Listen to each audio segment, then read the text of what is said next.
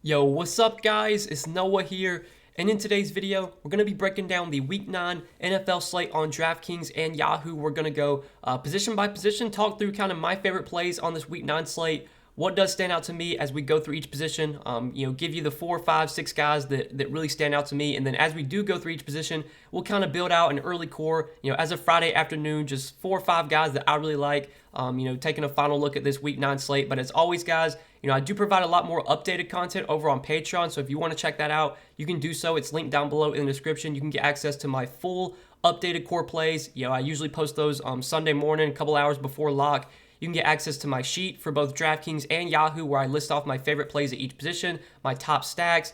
Get access to our Discord chat as well, where you can, answer or ask me questions whenever. I can answer them, very quickly in the Discord chat. I'm always in Discord, answering questions for the Patreon members. So if you want to check out the Patreon, it's linked down below in the description. Check that out if you are interested. And also check out the sponsor of the video, PrizePicks. PrizePicks is a new DFS site. I'm sure a lot of you have already heard about PrizePicks, but they're more player prop based site. So you're basically just taking the over or the under on the projections that they have listed for each player. You can take a look at their entire board. They have passing yard projections for quarterbacks, rushing yards projection for running backs, receiving yard receptions, passing touchdowns, just total touchdowns. They also have fantasy point projections, for just about every player as well. Very simple. You just take the over or the under on their projections. You have to make at least 2 picks, but you can make up to 5 picks, and you can win up to 10x your money on PrizePicks. So check them out, guys, if you are interested. If you do sign up, be sure to use promo code NOAH when you do sign up, and they will match your first deposit, give you a free bet up to $100. Throughout the video, we will touch on a few picks I do like for PrizePicks for this Week 9 slate. If you guys want to tell me, on these picks that I give out, you can always do that. Or again, you can just kind of check out their board and make some picks for yourself. But be sure to use code NOAH when you do sign up for PrizePicks, guys.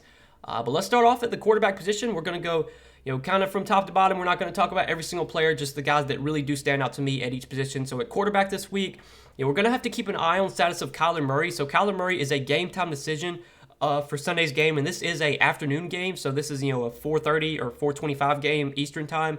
So there's a possibility that we don't know Kyler's status before lock Sunday. There's a possibility that maybe we're having to wait till 3 o'clock Eastern to find out if he's even active or not. It's a little tricky situation. It's obviously going to be a big bump down to his receivers. So DeAndre Hopkins, if he plays, who's also questionable, Christian Kirk, Rondale Moore, like those guys are definitely going to take a hit if Kyler doesn't play. I expect Kyler to play. We're going to have to keep an eye on that. I don't think Kyler is going to be someone I really try and pay up for this week, though. I definitely like Josh Allen, Patrick Mahomes, and Lamar Jackson the most. I would say Patrick Mahomes is my favorite quarterback of all the pay-up options.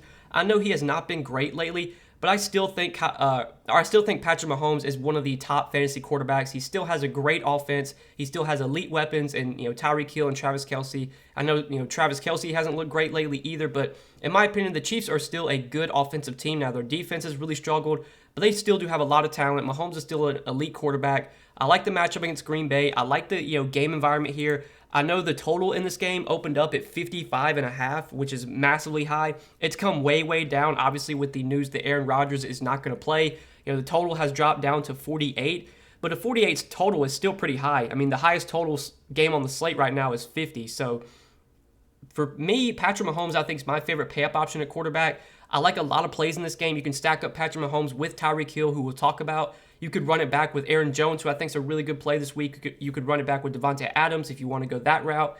There's a lot to like in this Green Bay KC game, and Patrick Mahomes, I think, is my favorite pay-up quarterback.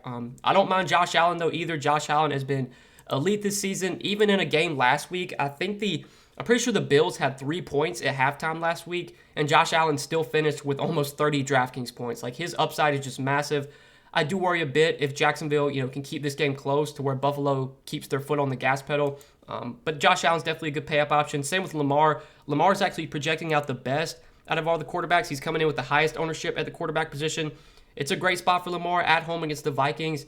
I think it's 7,300. He's another guy you could definitely pay up for. But Patrick Mahomes is the guy that I like the most, especially when you look at his ownership. He's only projected for 5% ownership right now, whereas Josh Allen's getting 13%. Lamar's getting 18%. I'll just play Patrick Mahomes in that case. Like him a lot on DK, and then on Yahoo, you could definitely play Patrick Mahomes over there as well. He's $38, a little bit more expensive than Lamar, a little bit cheaper than Josh Allen. The pricing, for the most part, is pretty similar to DraftKings. I think Mahomes probably comes in pretty low owned on Yahoo as well. So I definitely like him there. And then some mid-range options. I think Dak Prescott, got a full practice in, should be good to go come Sunday. At home against Denver, 6,900 is too cheap for Dak Prescott. When he's healthy, he's an elite fantasy quarterback. Obviously, he has a great offense. In general, he's got great receivers. He's just this is a guy that has a lot of upside. Denver, they're not the best team. I do worry about Denver, being able to keep this game close to where it could possibly be a shootout. I think right now Dallas, they're pretty big favorites if I remember correctly. Dallas is favored by, they're favored by 10 right now. So that's not the best. You would prefer this to be, like a close, tight spread. It's just a lot more likely than it becomes a shootout when it projected to be a close game. But still, I mean, the Cowboys have a 29, nearly a 30 implied team total. They're expected to put up a ton of points. I think Dak Prescott, probably my favorite play in the mid-range. Don't mind Joe Burrow either. Don't mind Jalen Hurts. But Dak's the guy that I like the most in the 6K range. And then looking for value at quarterback this week.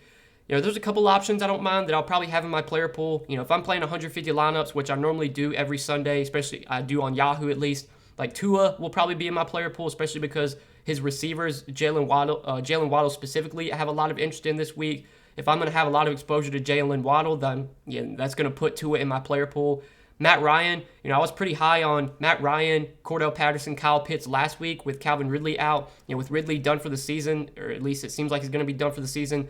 Matt Ryan, and Cordell Patterson, Kyle Pitts, I think you can definitely stack up those guys again this week. The matchup against the Saints is not ideal, but I do expect this to be a very pass-heavy game for the Falcons. I mean, so far this year, Matt Ryan's having to throw the ball like 40 times every single week. He's dropping back a ton this season. So he's got upside for sure at 5,600.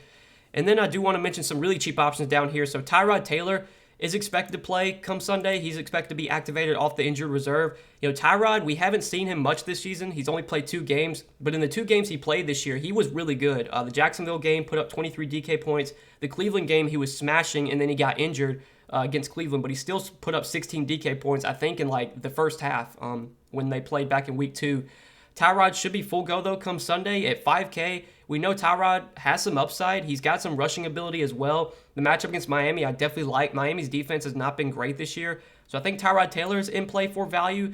And I think Jordan Love's in play for value. He's expected to start in place of Aaron Rodgers. We haven't really seen much of Jordan Love ever since he's come into the league. He's just been a backup his whole career. But he's 4,400, and he gets a great matchup against Kansas City. Now, the one concern I have is that I think the Packers will probably go very run-heavy come Sunday. Like, I don't know if Jordan Love's going to drop back 30, 35, 40 times. But depending on how the game script goes, if they get behind, I mean, Jordan Love's going to be forced to throw. At 4,400, he's got some rushing upside, I do believe. I don't know too much about Jordan Love, but I think in college he did have decent rushing numbers. So he offers you some upside, only 4,400, and a good match against KC in a good game environment, a relatively high total game, 48 total. I do like Jordan Love as a value quarterback you can also go to. He will for sure be in my player pool this week. But that's kind of it for the quarterback position. We'll go ahead, move on to running back now, talk about some running backs that I like. So looking at the running back position and the top of the position, where the ownership's going, where the guys that are projecting the best right now. At the running back position, one of the guys that's projecting the best in terms of like points per dollar is Ezekiel Elliott. Now, he's obviously not, at the top of the price tier, but 7K for Zeke. Did want to hit on him just because he's projecting out really well this week. And it makes sense. I mean, Zeke's been great this season. He's been super consistent. He gets Dak Prescott back this week as well, which is obviously just a huge boost for this entire Cowboys offense. Even with Cooper Rush at quarterback, though, in that Sunday night game, like Zeke was still decent. 16 carries for 50 yards, had 4 catches for 23 yards. He's been used as a workhorse running back this season, getting 20-plus touches a week. They're going to involve Tony Pollard a good amount, but Zeke is still the number one for the Cowboys. He's still the goal line back. Going to get usage in the passing game, too. Definitely like Zeke at 7K. But in terms of these top-tier pay-up options, Alvin Kamara, great spot for him at home against the Falcons. Even with Mark Ingram on the Saints now, and even with Mark Ingram in the equation last week against Tampa Bay, Alvin Kamara still got a heavy workload, and he is still going to be a workhorse running back rest of season. That matchup last week against Tampa Bay was not ideal. Tampa Bay has been very good against the run this season. The Falcons, on the other hand, have not. Much better matchup this week for Kamara. At 8,200, he's probably my favorite of all the pay-up running backs. I do prefer him over Austin Eckler, Dalvin Cook. We're going to talk about Aaron Jones. I really like Aaron Jones in tournaments, but Kamara definitely stands out.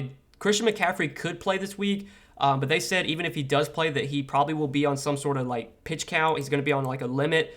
So if Christian McCaffrey is going to be limited, even if he plays, I'm a big Christian McCaffrey fan. I think Christian McCaffrey is the best running back in football when he's healthy, but he might not get his full workload Sunday, so he's going to probably be off of my radar.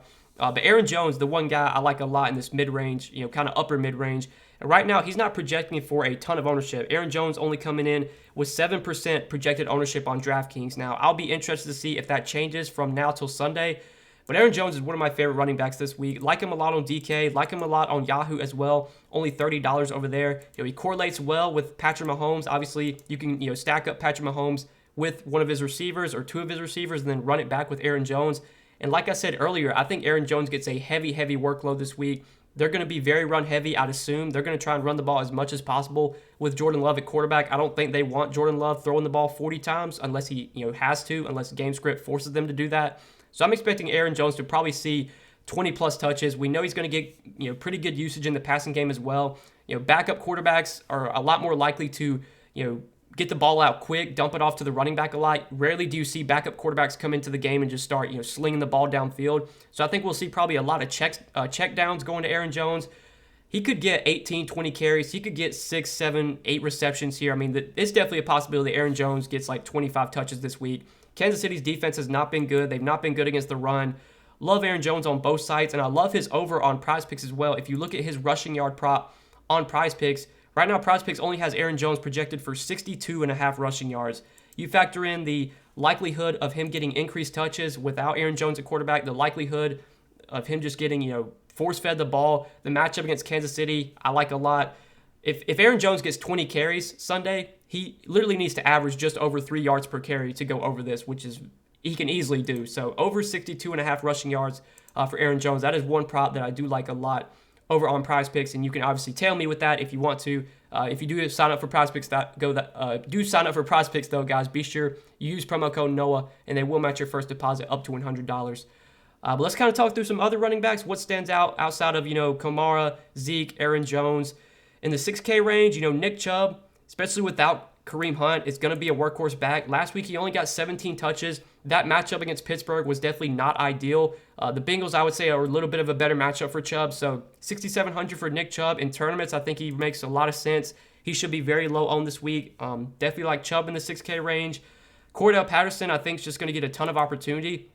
Last week, he got 9 carries. Wasn't very efficient, but he did get 5 receptions as well. I think they're going to use Cordell Patterson a lot in the passing game with Calvin Ridley out right now. I think he probably gets 15, close to 20 touches. He makes some sense. He's a little bit overpriced, I think, and the matchup's not great against New Orleans, but Cordell Patterson will still be in my player pool for sure. Some other guys like Devontae Booker, with Saquon still out. Devontae Booker last week, got 20 touches against Kansas City. Matchup this week against the Raiders, I would say is pretty favorable for Devontae Booker. The price tag's up there, $5,900, but he's been a workhorse running back for the most part when Saquon has been out. He's been getting close to 20 touches a game, been getting pass game usage as well. Don't mind Devontae Booker in the 5K range if you want to go to him. And that's kind of it. Like, the value at running back this week is not great. There's not a ton of guys that are projecting that well, cheaply in the cheap range. Like Darrell Williams at 5,700, I think makes some sense. With Clyde Edwards-Helaire still out, Darrell Williams is going to be for the most part, workhorse running back. We did see them involve Darryl Gore. I think that was his name. Like Darryl Gore, I've never even heard of, but he was involved in the Chiefs' backfield last game. They still do have Jerick McKinnon as well, but for the most part, Darrell Williams should be the workhorse running back. He got 19 touches last week against the Giants. He's going to get pass game usage. He's going to get probably the goal line work as well. Definitely makes some sense at 5,700. Him and Devontae Booker, I do like in that 5K range. But like below 5K, like there's nothing that's projecting out that well. There's no guys that are projecting out as like positive values down here. So value at running back this week is pretty thin for the most part. I think for me, especially, I'm going to be trying to pay up or go to the mid-range with some of the guys that we kind of already talked about. But let's move on to the receiver position now. Talk about wide receiver, some plays I like here. So at the top of the wide receiver position, Devonta Adams, basically any slate Devonta Adams is on, he's usually one of my favorite receivers. I will say that without Aaron Rodgers, with Jordan Love at quarterback, that is obviously not great for Devonta Adams. I think that will definitely take his ownership way down. If Aaron Rodgers was playing this week, I would assume that Devonta Adams would be the top projected wide receiver. He would probably be getting the most ownership as well. But because Jordan Love is going to be playing quarterback, the projection systems obviously have accounted for that. They bumped Devonta Adams way down, like Tyreek Hill, Deebo Samuel, Steph Diggs, even Jamar Chase, with the projections that I use, all those guys are projecting out higher than Devontae Adams. I don't think Devontae Adams gets a lot of ownership at all. He will still be in my player pool for sure. I don't know if I'd be playing him in cash or anything. I probably wouldn't be doing that. But in tournaments, I still like stacking up Jordan Love, Devontae Adams, running it back with someone like Tyreek Hill or even Travis Kelce. I'm going to have a lot of exposure to this Green Bay KC game. So definitely still like Devontae Adams. Tyreek Hill, though, is my favorite pay-up receiver. I'm going to for sure be stacking him up with Patrick Mahomes. He's $7,900 on DraftKings. He's expensive, but he's pretty affordable on Yahoo. He's only $30 on Yahoo. He looks really, really good on Yahoo. He's cheaper than Jamar Chase. He's cheaper than Deebo Samuel. He's $8 cheaper than Devontae Adams. Yeah, I think Tyreek Hill is going to be really popular on Yahoo, but it's hard not to like him there. The matchup against Green Bay is definitely favorable. Green Bay is still going to be missing Jair Alexander, so I'm not worried about, whatever cornerback they're going to throw on Tyreek. It doesn't matter. Tyreek's the most unguardable receiver in the league. He just finds ways to get open. He's going to get massive volume. Saw 18 targets Monday night against the Giants. I mean, Travis Kelce hasn't looked great lately. People are starting to say that, maybe Travis Kelce's on a decline. We don't really know, but Tyreek Hill's been great all season. Even with Patrick Mahomes kind of struggling, Tyreek's been still putting up big numbers, been getting massive volume. Love Tyreek this week. For sure my favorite pay-up wide receiver, but I still do like Devontae Adams as well. I think Steph Diggs, especially in my Josh Allen stacks, I will have exposure to Steph Diggs for sure. Jamar Chase should be low on. I don't mind him, but definitely some other guys I prefer if I'm paying up a receiver. Adams, Diggs, Hill. Looking at the 6K range, looking down here, I mean, not a ton of guys in the 6K range are getting massive ownership. Like Keenan Allen, 12% ownership. DJ Moore, 13% ownership. Amari Cooper is kind of projecting out really well. He's getting a lot of ownership. It makes sense, though. 5,700 is too cheap for Amari Cooper, especially with Dak Prescott now back at quarterback. Even with Dak out last week in Sunday night against Minnesota, Amari still put up a big game with Cooper Rush at quarterback. Went for 8, 122 and 1, had 29 DraftKings points. 5,700, especially with Dak now fully healthy, that's just too cheap for Amari. CeeDee Lamb, I think, is a pretty good play as well, especially if he comes in with lower ownership than Amari Cooper, which he likely will be. Amari Cooper obviously projects out as a good play points per dollar wise because 5,700 is just too cheap. But there's no guarantee that Amari Cooper does well this week. And CeeDee Lamb could easily, catch 2 touchdowns and Amari Cooper gets 0. And then if you stacked up Dak and CeeDee Lamb instead of Dak and Amari, you're in a really good spot in tournaments because right now CeeDee Lamb, his projected ownership is only 9.5%, whereas Amari's is 22.5%. So you're definitely getting a big ownership discount on CD compared to Amari. Points per dollar wise, Amari's the better play. He projects out better. He's a better cash game play. But in tournaments, why not stack up CeeDee Lamb and Dak Prescott instead of going with the chalky Amari Cooper?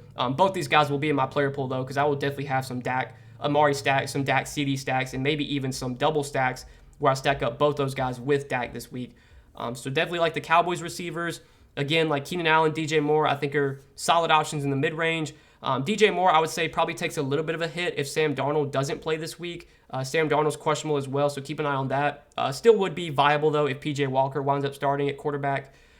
But some other receivers in the 5K range. One of my favorite receivers in this price range is definitely Jalen Waddle. And I think I actually prefer Jalen Waddle over Amari Cooper, especially if Jalen Waddle is going to come in with lower ownership. We've already gotten word that Devontae Parker, he was expected to play, but then he suffered a setback, so he's not expected to play now. And without Devontae Parker this season, Jalen Waddle has been great. He's posted big numbers. I like him a lot on both sites. He's only $18 on Yahoo. I think he looks like a really good play over there as well. You look at his game log this season, I'm pretty sure his biggest games have come whenever Parker's been out. So that week against Jacksonville, I think Parker was out then. 29 DraftKings points, saw 13 targets.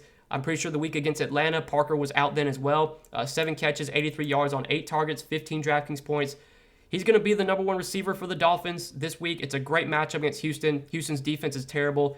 5,600 for Jalen Waddle. I like him a lot in tournaments, and I like his prop over on Prize Picks as well. If we look at receiving yards, look for Jalen Waddle. I'm pretty sure his receiving yard prop is like in the low 50s. Yeah, it's 52.5.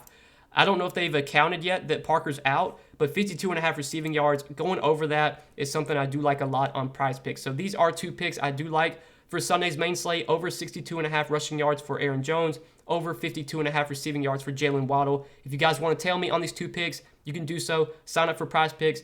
Use the link down below in the description, or just enter promo code Noah when you do sign up, and you can tail me on these picks. You can do a power play. So if you get both these 2 picks right, you would triple up your money. So if you would put $50 on it, it would pay out $150. Easy as that. So check out Prize Picks, guys.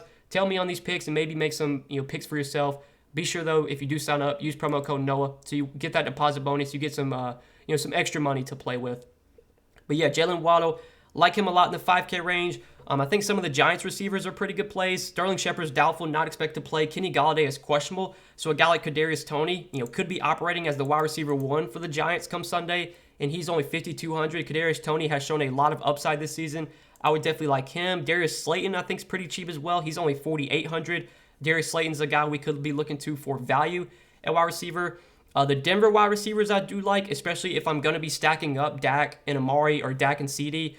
I'm going to be running it back with some guys on Denver, and we didn't talk about Courtland Sutton, but he's someone you could definitely look to. 5,900 for Courtland Sutton against Dallas. Dallas's defense has been a lot better this year, but this still should be a relatively high-scoring game. I do expect Denver to be playing from behind, probably forced to throw a lot. So Courtland Sutton at 5,900, I have a lot of interest in. Jerry Jeudy at only 5K, I have interest in as well. Jeudy I will for sure have in my Dak stacks as a run back option.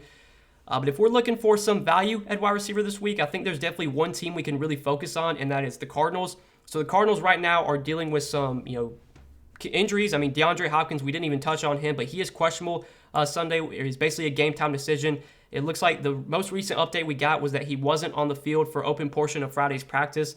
Now, we know in the past when DeAndre Hopkins, like this guy, he'll go all week without practicing, and then he'll still play. So I don't really have much of a strong take here. I'd assume Hopkins plays, but if he gets ruled out, that would definitely be a big boost for guys like Rondale Moore, Christian Kirk, because A.J. Green is also out this week. A.J. Green got put on the COVID list, so they're going to be missing A.J. Green, and they could potentially be missing DeAndre Hopkins as well. Christian Kirk's 5,300. I think Christian Kirk is probably going to be an every down receiver. He's going to be the guy that lines up on the outside, with DeAndre Hopkins if Hopkins plays. 5,300 for Christian Kirk. If Kyler Murray plays, I like these guys a lot. Now, if Kyler Murray does not play either, then it gets a little bit tricky. I don't even know who the hell is Arizona's backup quarterback. Like, I literally have no idea. Their backup quarterback is, Colt McCoy. I'm guessing Colt McCoy would be the starter if Kyler Murray got ruled out. So, yeah, if Colt McCoy is the starter, I mean, that would definitely hurt guys like, Christian Kirk and Rondale Moore. But getting no Hopkins these would basically be the only guys that Colt McCoy would be able to throw to if we get a scenario where Kyler's out and Hopkins is out. Christian Kirk's 5,300. Rondale Moore is super, super cheap, and I like him a lot for value. I think he's going to see increased playing time regardless because AJ Green was basically an every down receiver. I know Rondale Moore kind of operates out of the slot. He's not really a guy that's going to play every single snap, but I do expect him to see increased playing time, potentially see some increased opportunity as well with AJ Green out. And if Hopkins gets ruled out as well, that's just even better for Rondale Moore. Rondale Moore's shown a lot of upside. He's a big play receiver. He's only 4,200 on DraftKings. I think he's a really, really good value this week. Definitely like him on DK, and he's pretty cheap on Yahoo as well. He's the same price tag as Christian Kirk, so I don't think you can really go wrong with either one of Kirk or Moore. I think Kirk gets more ownership, so I would just rather play Rondale Moore at $14. He's another guy that I like for value. And then one more receiver I like for value. Well, I guess two more. Brandon Ayuk, he saw his snaps go way up last week. His snaps this year have kind of been up and down, but he did get pretty sure he played on a very good majority of the snaps last week. Brandon Ayuk played, 88% of the snaps last week, 71% the week before that. His playing time has fluctuated this season. It's some weeks he'll play 80%, then he'll go back down to in the 60s. But he got 88% of the snaps last week. He saw 7 targets. At only 4,100, Brandon Ayuk is a talented receiver. In my opinion, he is. And at only 4,100, if Brandon Ayuk's going to play close to 90% of the snaps, see 6, 7, 8 targets, I definitely have interest in him as a value. And then Rashad Bateman at 4K, with Sammy Watkins still out, Rashad Bateman should be the, kind of outside receiver along with Marquise Brown. If he plays, he's also questionable. We're getting to that point in the season where just about everyone's questionable, it seems like. But Rashad Bateman for 4K, if he plays, I think is a really good value at the wide receiver position. Lamar Jackson's been throwing the ball a lot more this year. I tend to try and, at least last year for the most part, when it comes to this Baltimore pass catchers, the receivers for Baltimore, I just rarely targeted them because Lamar would do it himself. He would, he really didn't throw the ball a ton last season, but he's been throwing the ball way more this year. So you do get upside from some of his receivers. And Rashad Bateman, if he's healthy come Sunday at 4K, should be a pretty strong value play as well. So there are definitely some good values at the wide receiver position. I think, running back, it's hard to find great value, but wide receiver, we do have some cheap options that I do like this week. But let's go ahead and talk about tight end real quick, guys, before we do end the video. So at the tight end position, Travis Kelce, the top of the tight end position in terms of projection and in terms of just salary. Any slate Travis Kelce's on, he's going to be a top tight end for me. I will say that Travis Kelce these last few weeks has not been great. Last game only 5 DK points Monday night against the Giants, only 13 DK points the week before that against Tennessee. He's kind of struggled lately. We really haven't seen a ton of upside from Travis Kelce outside of the very beginning of the season. Again, I think people have said that Travis Kelce's like on a decline, and he's slowly starting to just decline. I don't think that's really happening, but Travis Kelce, in my opinion, is still a top receiver, or top tight end, excuse me. He's basically used there as a receiver. He's still my favorite pay-up option at tight end. I do prefer him over Darren Waller. Kyle Pitts, though, I do like a lot for the savings. I was very high on Kyle Pitts last week, especially after Calvin Ridley got ruled out. With Calvin Ridley out again, Kyle Pitts did not do well last week, but he was heavily involved, got 6 targets. He should be Matt Ryan's go-to guy. I think him and Cordell Patterson are both going to be guys that you see probably get 6, 7, 8 targets a week in a game against the Saints, where they're probably going to be trailing, or they're probably going to be forced to throw a lot. Kyle Pitts at 5,900, I do like quite a bit, and his ownership on DraftKings right now is really low. He's only projected for 4.9% ownership, so I think Kyle Pitts makes a lot of sense as a pay-up option. It seems like a lot of the ownership at tight end this week is kind of going towards the cheap guys, and I understand it because tight end's normally a position where you kind of have to save salary because usually you want to spend up at wide receiver, you want to spend up at quarterback and running back. You've got to save some salary somewhere. So a lot of times you do see like people go cheap at tight end. That's kind of the case this week. Dallas Goedert's projecting out as a good value at 4,500. He definitely makes some sense. With Zach Ertz no longer on the team, Dallas Goedert's basically an every down tight end. 4,500 is still too cheap for him if we expect him to play 70, 80% of the snaps, get 6, 7, 8 targets. I do like him in the 4K range. And then there's some really cheap guys we can look to below 4K. So Dan Arnold was kind of the chalk value tight end last week, and he did really well. He got 10 targets, 8 catches, 68 yards, had 14 DraftKings points. This Jacksonville team is not good. They're going to be playing from behind a lot. Basically every single week, they're going to be trailing. This is another week where you expect them to be playing from behind against Buffalo. So we're probably going to see Trevor Lawrence throw the ball 35, 40 times. Dan Arnold might get 6, 7, 8 targets again. I mean, he's basically the number one tight end for Jacksonville right now. 3,400, I think he makes some sense as a value tight end. Jared Cook, I don't mind either. I probably would be using Jared Cook more in tournaments than like in cash games, but I think Jared Cook's in play. And then the guy that's projecting out really well, that's getting a lot of ownership, is Albert O. I don't even want to try and say his last name, but Albert O, 2,600. We got word earlier this week that Noah Fant was put on the COVID list. We're going to have to keep an eye on this. Noah Fant could play Sunday. I think he has to test negative like 2 or 3 days in a row before he could play. But if Noah Fant does not play Sunday, Albert O would basically be the starting tight end, the number one tight end for the Broncos. And we've seen Albert O, last year when he was healthy, he did have some good games whenever Fant was out. 2,600, he's basically minimum salary. He's, close to it. He's like your cash game tight end, I would say. In cash games, he's going to project out as a top value. He's getting a lot of ownership. I think in cash games, that's probably where you're going to go at tight end. I think in tournaments, he'll still be in my player pool as just a way to save some salary, but I'm not going to go heavy on Alberto just because, his upside compared to some other tight ends is probably not that high, but he does project out as a really good point per dollar play at 2,600. If Noah Fant is out this week, I think Alberto does make a lot of sense as a value tight end. And obviously in tournaments, you could use him as a run back as well in your Dak Prescott stacks if you're going to stack up those guys. But that's kind of it for the tight end position, guys, and I think that does it for this Week 9 main slate. I hope you guys enjoyed the video. Hopefully you enjoyed this breakdown. Hopefully it helped. If you guys enjoyed, please do hit that like button. Please hit that subscribe button as well. And check out the sponsor of the video, Prize Picks. If you have not yet, sign up for Prize Picks. Use promo code NOAH, and you can tell me on the 2 picks I gave out in this video. Aaron Jones, over 62.5 rushing yards. Jalen Waddle, over 52.5 receiving yards.